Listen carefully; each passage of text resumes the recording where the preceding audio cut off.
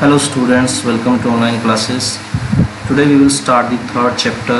Its title is The Little Girl. Before you read, do you feel you know your parents better now? क्या तुम ये महसूस करते हो कि तुम अपने माता पिता को अब अच्छे से जानते हो? Then when you were much younger, उसकी तुलना में जब तुम छोटे बच्चे थे, बहुत ही ज़्यादा छोटे बच्चे थे. मच यंगर मतलब बचपन से ज़्यादा तुम अब जवानी में उनको अच्छे से समझते हो या अच्छे से जानते हो या नहीं, ये क्वेश्चन है. Perhaps you now understand the reasons for some of the actions that used to upset you earlier. शायद तुम अब समझ चुके हो या समझते हो उन कारणों को जिन कारणों से या reasons for some of their actions, उनके कुछ एक्शंस जो कुछ क्रियाएं थी जिनके कारण से तुम अपसेट हो जाते थे. That used to upset you earlier, जो पहले तुम्हें अपसेट कर देते थे या फिर तुम्हें उदास कर देते थे. This story about a little girl whose feelings for her father change from fear to understanding will probably find an echo in every home. Author कहता है कि ये जो कहानी है ये एक छोटी लड़की की कहानी है जिसकी भावनाएं अपने पिता के प्रति बदल जाती हैं. फ्रॉम फियर, डर से, अंडरस्टैंडिंग की ओर.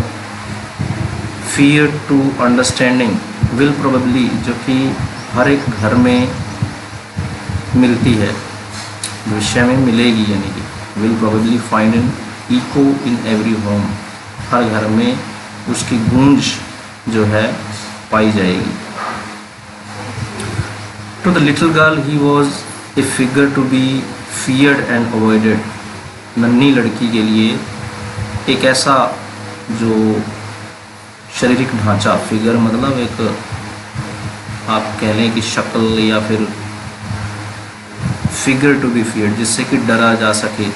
टू बी feared, डरा जाए, और जिसे अवॉइड किया जाए, जिससे बचा जाए. Every morning before going to work he came into her room and gave her a casual kiss. हर सुबह काम पर जाने से पहले उसके पिता वह उनके उस लड़की के कमरे में आते और उसे एक चुंबन देते, कैजुअल किस करके जाते थे. तो ये जो लिटिल गर्ल है उसके लिए उसके पिता एक डरावना फिगर थे, एक यानी कि आकार जो था उनकी बॉडी का डरावना था, ऐसा लगता था उसको. और काम से जाने से पहले वो कैजुअल किस दे के जाते थे अपनी बेटी को.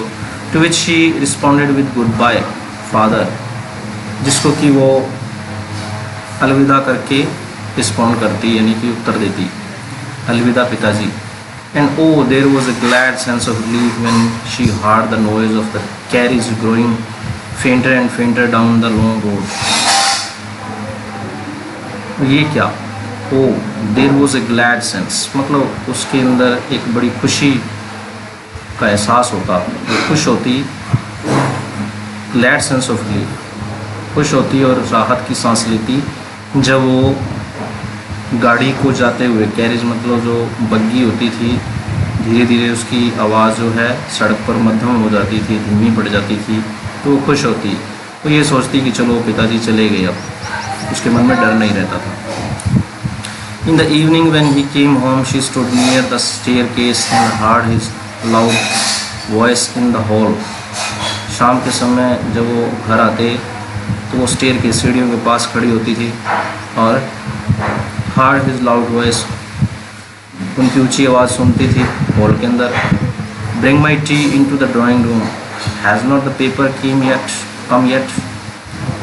वो कहता कि मेरी चाय ड्राइंग रूम में ले आओ, अभी तक पेपर नहीं आया. न्यूज़पेपर के बारे में बात कर रहा है. Mother go and see if my papers out there. माँ जा कर के, मदर मतलब वो कहता है कि माँ जाओ और देखो कि पेपर आया या नहीं. Out there. And bring me my slippers, मेरी चप्पल ले आओ. Kezia, mother would call to her, माँ बुलाती केजिया को. If you are a good girl you can come down and take off father's boots. अगर तुम अच्छी लड़की हो तुम नीचे आ सकती हो और अपने पिता के जूते उतार सकती हो। केजिया उस गर्ल का नाम था, लिटिल गर्ल का। Slowly the girl would slip down the stairs, धीरे धीरे वो लड़की नीचे आती सीढ़ियों से। मोर slowly still across the hall, hall के पास आकर के बिल्कुल ही धीमी हो जाती। Push open the drawing room door, drawing room का दरवाज़ा धकेल करके खोलती। By that time he had his spectacles on and looked at her over them in a way that was terrifying to the little girl. तब तक उसके पिता ने क्या किया होता, अपनी जो स्पेक्टिकल्स चश्मे पहने होते और उसकी ओर नज़र मारता हो इन ए वे, इस तरीके से that was terrifying to the little girl, इस तरीके से जो कि डराने वाला होता था छोटी लड़की को। Well Kezia, hurry up and pull off these boots and take them outside. अच्छा केजिया जल्दी करो, जूतों को खींचो और टेक देम आउटसाइड, उनको ले जाओ बाहर।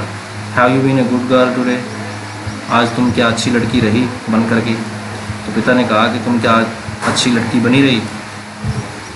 आई डोंट नो फादर, मुझे नहीं पता पिताजी, वो हकलाते हुए बोलती है।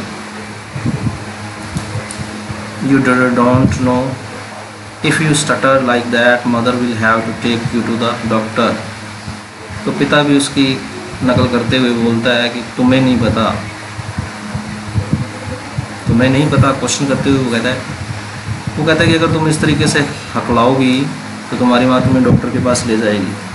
She never stuttered with other people, दूसरे लोगों के साथ वो कभी भी हकलाती नहीं थी बोलते हुए। Had quite given it up, और अब उसने हकलाना छोड़ दिया था। बट ओनली विद फादर, लेकिन पिताजी के साथ। Because then she was trying so hard to say the words properly, क्योंकि वो कोशिश करती थी शब्दों को सही तरीके से बोलने के लिए, इसलिए वो हकलाती थी। क्योंकि पिता के सामने उसकी आवाज़ नहीं निकलती थी, हकलाने लग जाती थी डर के मारे। व्हाट्स द मैटर, क्या बात है। What are you looking so rest about, उसके पिता ने पूछा कि तुम इतना दुखी क्यों लग रही हो। Mother, I wish you taught this child not to appear on the brink of suicide.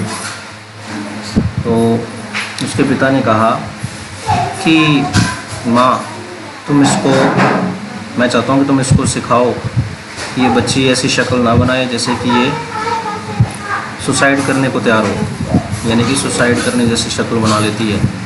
Hair Kezia carry my tea cup back to the table carefully, Kezia ये लो मेरा चाय का कप और मेज़ पर बड़ा सावधानी से रख दो वापस। He was so big, his hands and his neck, especially his mouth when he yawned. वो बहुत बड़ा था, उसके हाथ और उसकी गर्दन, और मुख्य रूप से उसका मुंह, when he yawned, जब वो जमाई लेता था। Thinking about him alone was like thinking about a giant. उसके बारे में सोचना अकेले एक दैत्य के बारे में सोचने जैसा था। On Sunday afternoons, grandmother sent her down to the drawing room to have a nice talk with father and mother. Sunday की दोपहर को दादी बुलावा भेजती, उसको नीचे बुलाती लिटिल गर्ल को ड्राइंग रूम के अंदर अपने माता पिता से बात करने के लिए, यानी नाइस टॉक मतलब बातें करने के लिए। But the little girl always found mother reading and father stressed out on the sofa. लेकिन छोटी लड़की हमेशा ही माँ को पढ़ते हुए और पिता को स्ट्रेस्ड मतलब टांगे पसार करके सोफे पर लेटे हुए देखती थी। His handkerchief on his face, उसका रुमाल उसके चेहरे पर। His feet on one of the best cushions, एक सिराना, अच्छे सिराने पर उसके पैर होते थे। Sleeping soundly and snoring, बड़े ही आराम से सोते हुए और खराटे मारते हुए। Okay students, the rest we will read tomorrow, and in this picture you can see the father, he was sleeping here, and mother, she was reading newspaper, and this is Kezia standing near the stairs. Okay, the rest we will read tomorrow. Thanks and have a good day.